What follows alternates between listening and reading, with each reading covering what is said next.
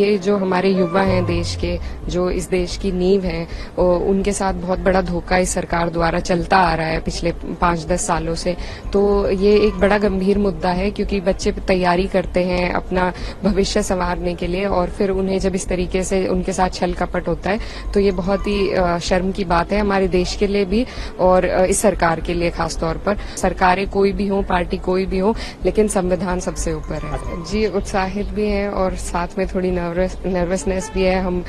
देश के सबसे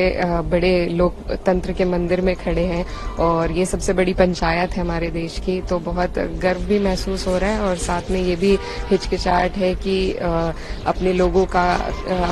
का रिप्रेजेंटेशन हम अच्छे से कर पाए। जिस तरह से आप लोग आई थी, विपक्ष को प्रधानमंत्री जी ने ये कहा कि विपक्ष को हम साथ लेके चलेंगे, लेकिन आप लोग आई थी तो संविधान की प्रतियों के साथ आई थी, प्रोटेस्ट करते हुए आई थी। इसको लेकर क्या संदेश देने की कोशिश की? नहीं, प्रोटेस्ट नहीं है, ये एक सिंबोलिज्म था कि हम लोग चाहते हैं कि सरकार चाहे जो भी हो वो संविधान के अधीन होकर चले और संविधान से ही हमें हर तरीके के अपने राइट्स मिलते हैं। तो और ये पूरा जो चुनाव है वो संविधान को बचाने के लिए ही लड़ा गया था विपक्ष द्वारा, तो उसी का ये सिंबलिज्म था कि हम